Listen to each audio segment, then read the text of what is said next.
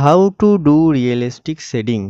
এই ভিডিওতে প্রেমানন্দজি মহারাজের পোর্ট্রেটে শেড দেওয়ার সাথে সাথে আমি তোমাদেরকে কিছু টিপস দেব, যেগুলো ইউজ করে তোমাদের শেডিং হাই লেভেল হয়ে যাবে।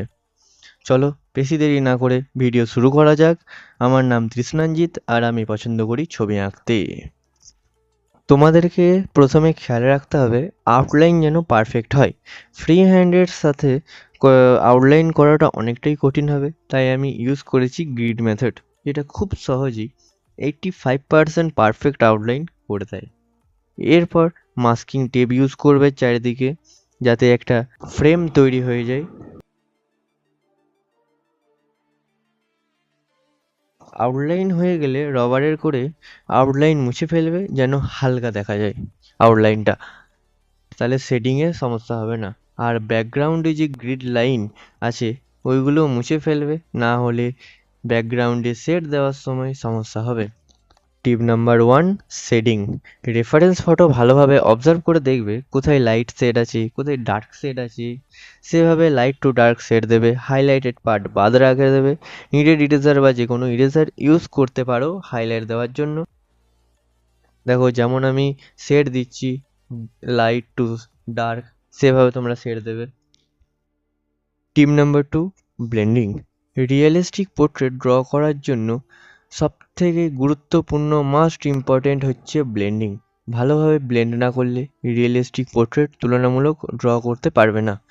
ব্লেন্ড না করেও realistic drawing only pencil shade দিয়ে করা যায়, কিন্তু সেটা করার জন্য অনেক পেশেন্সের দরকার, যেটা আমার ও তোমাদের মধ্যে নেই। তাই ওইসবের দরকার নাই। ব্লেন্ডিংয়ের জন্য মেকআপ ব্রাশ ইউজ করা খুবই ভালো হবে।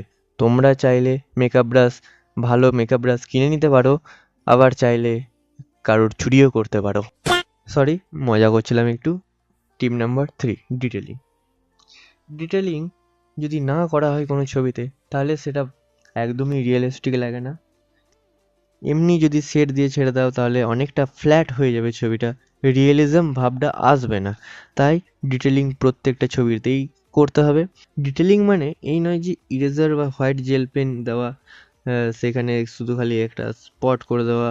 এইগুলোর সাথে পেন্সিলের শেড দিতে হবে, কারণ কোনো জায়গায় হাইলাইট বেশি হয়ে গেলে তাহলে সেই জায়গায় আবার শেড দিয়ে ব্লেন্ড করে ভালোভাবে সেই জায়গাটা ফিনিশিং দিতে হবে, তবে সেই রিয়েলিজম ভাবটা বেরিয়ে আসবে।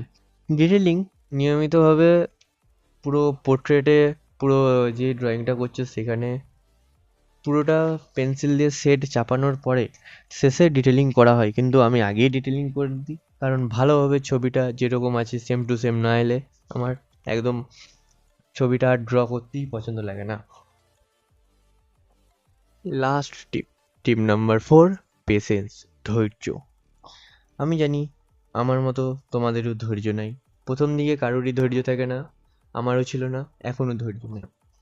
কিন্তু পেশেন্সের সাথে যদি তুমি কোনো পোর্ট্রেট ড্র করা শুরু করো, তাহলে সেটা অনেক নিখুঁত, অনেক রিয়েল, অনেক ভালোভাবে পোর্ট্রেটটা কমপ্লিট হয়। ধৈর্যের সাথে পেন্সিলের স্ট্রোক না দিলে ব্লেন্ড করার সময় স্ট্রোকগুলো বোঝা যাবে, সেটা রিয়েলিস্টিক হওয়ার জায়গায় আনরিয়েলিস্টিক হয়ে যাবে।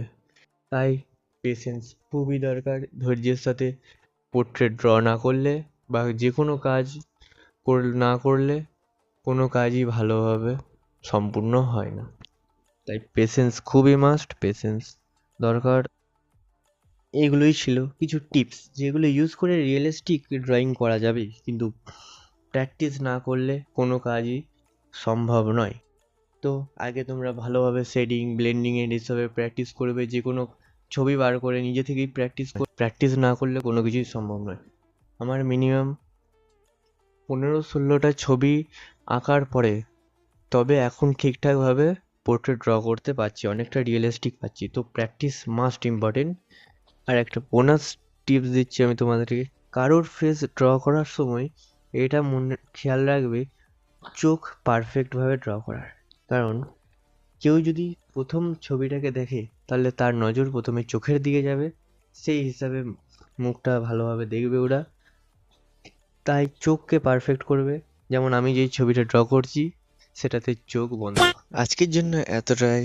এর পরের ভিডিওতে চুল ও দাড়ির শেডিং টিউটোরিয়াল দিয়ে আমি এই পোর্ট্রেটটা কমপ্লিট করব। আশা করি এই ভিডিও থেকে তোমরা অনেক কিছু জানতে পারছো। ভিডিও যদি ভালো লাগে লাইক করবে, এরকম আরও ভিডিও পেতে চ্যানেলটাকে সাবস্ক্রাইব করবে। দেখা হবে আবারও নতুন কোনো ভিডিওতে নতুন টপিকের সাথে। বাই।